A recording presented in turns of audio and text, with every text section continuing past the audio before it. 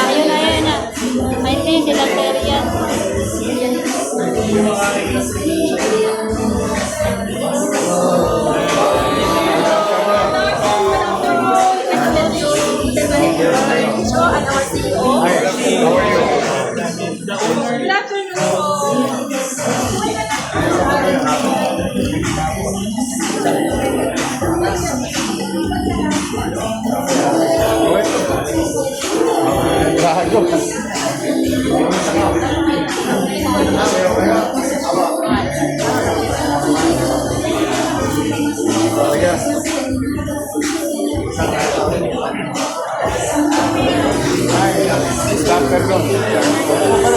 Good to see you again. I'm happy when I'm seeing you around.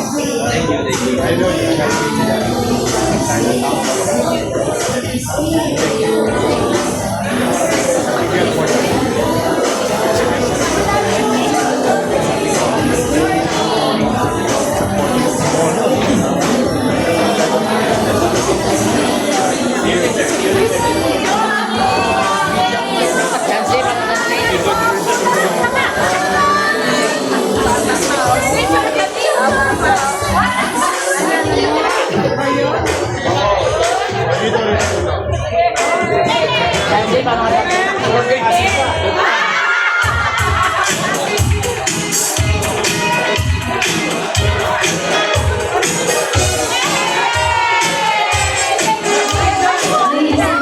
please settle down. We're about to begin our program.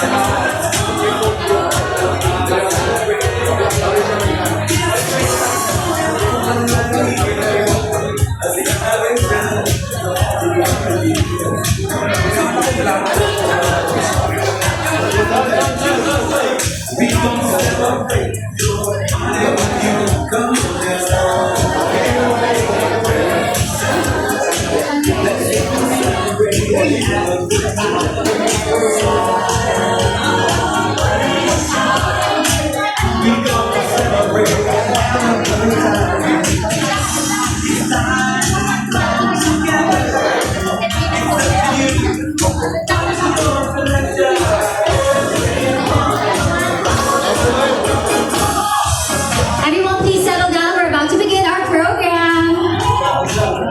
Moment here in the heart of Binondo.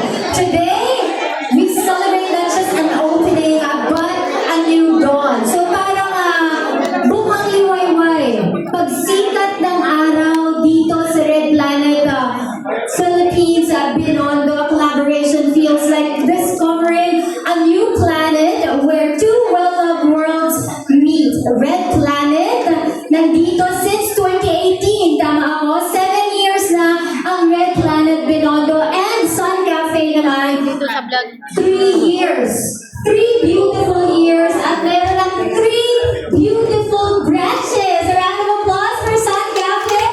Congratulations, one at Binondo, our favorite hangout spot. And the second one is in Golden Seagulls in Parañaque. And it's finally here at Red Planet at Binondo, Manila. So for sure, everyone will love this new vibe in this community. Kaya naman, a round of applause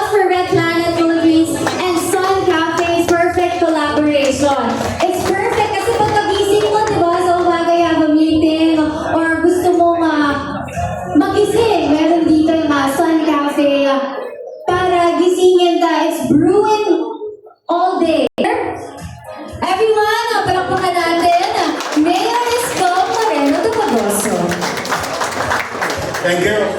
Good afternoon, ladies and gentlemen, to the Red Planet family who's been doing business in the city of Manila. They're all over the city now, and I hope more branches of Red Planet Hotel in the city of Manila. And with that, of course, our nakakatatlo na. Sa tatlong branch ng ating tindahan, itong Sun Cafe, dalawa sa Maynila. Mukhang maganda ang 2026. Baka mamaya, 5 na.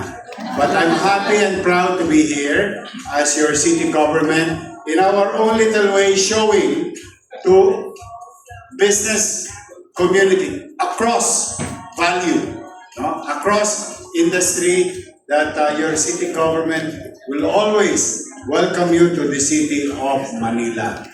You know, Manila is growing for the past 4 months, and I would like to inform, especially Red Planet, who's catering our visitors in the city. Manila, we just received almost 7,000 in the last 4 months of new businesses in the city because of the rules being reintroduced. It was introduced, that kind of policy, in 2019 and 2022. But it was removed or changed noong mga nakaraang taon. So we went back and put back the policy of ease of doing business in the city. And with that, the market, the business community reacted positively. So that's why we are very excited that if at the rate we're going, there will be more foot traffic in the city of Manila.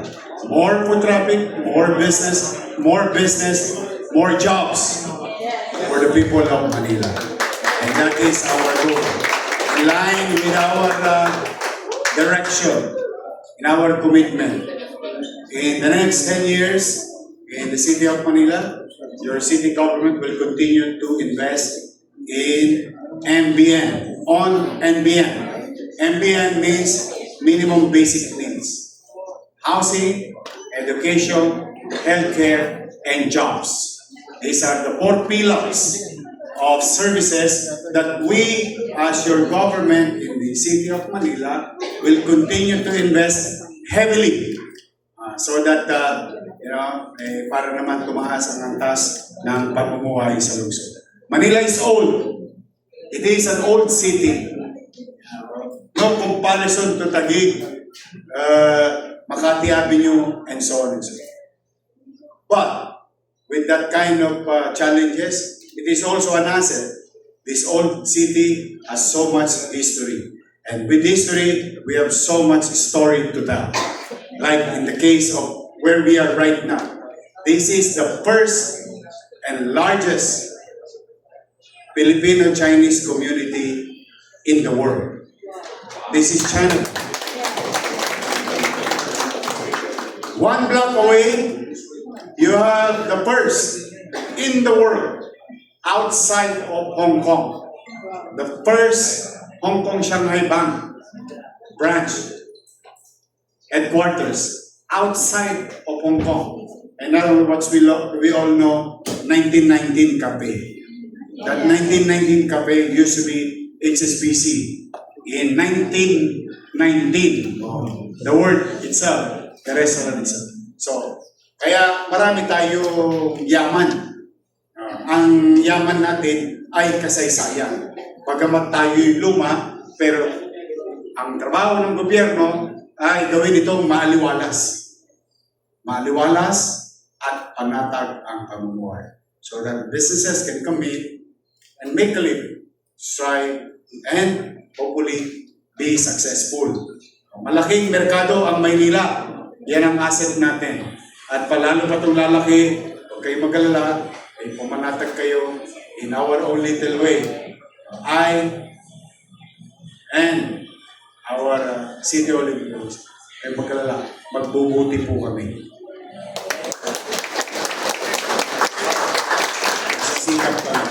I know in your heart, in your mind, there are so many things that bothers you with what's happening in the country.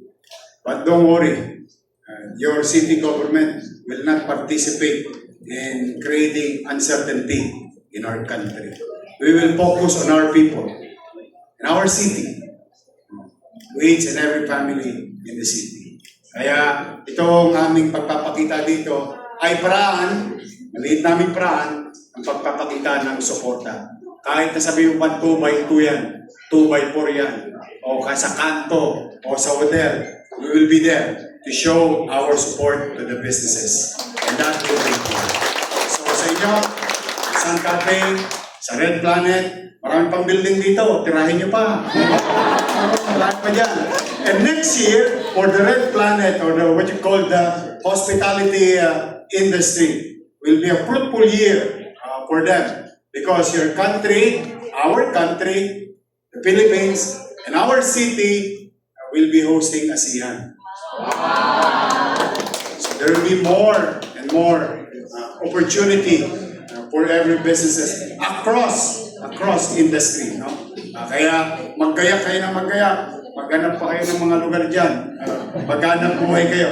No harm or disturbance will come to you from the city government. That I guarantee. Gone are the days na sumasakit ang ulo ninyo sa City Hall. No more lonely nights. We will get great certainty. And to the developer, we'd like to inform you, or even your property, ito, dadagdag ko na, sayang naman yung opportunity. Because this is one of the great policy that we call the part of the ease of doing business. In the zoning board, your zoning authority used to require you 22 items to comply with the zoning. I would like to inform you that 2 months ago, I, as your chairman of the zoning board, made it to 7. From 22 items to 7 items. Now, if you still don't comply and you pay with the requirements, or you need to be exempted in the land use, you need to comply 15 items. Now it's only 5. So that is our commitment testament to show to the industry, the business industry, welcome po kayo sa lungsod ng Maynila. So muli, congratulations. I'm happy and proud to be here, and I wish that God will always continue to guide and bless each and every one of us. Thank you. Magandang araw. Palagi naman kayo ng po. Manila. God bless. Thank you.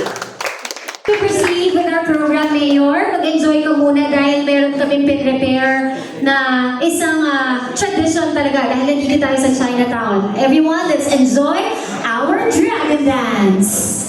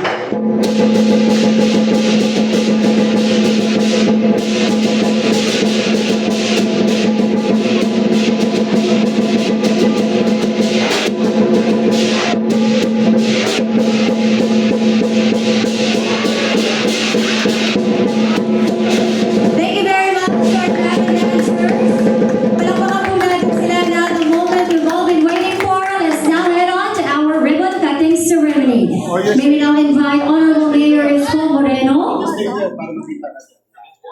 Red Planet Philippines CEO, Mr. Florent Yumo. Red Planet Binondo Hotel Manager, Ms. Kana Asumo. Chief Executive Officer of Sun Cafe Manila, Ms. Aurelia Ortiz. And Sun Cafe Manila Operations Manager, Mr. Patrick C.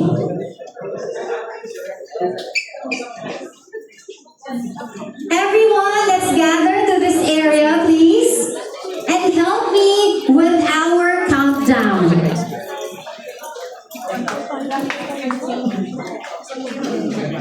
Let's go here, so we can all witness our ribbon cutting ceremony.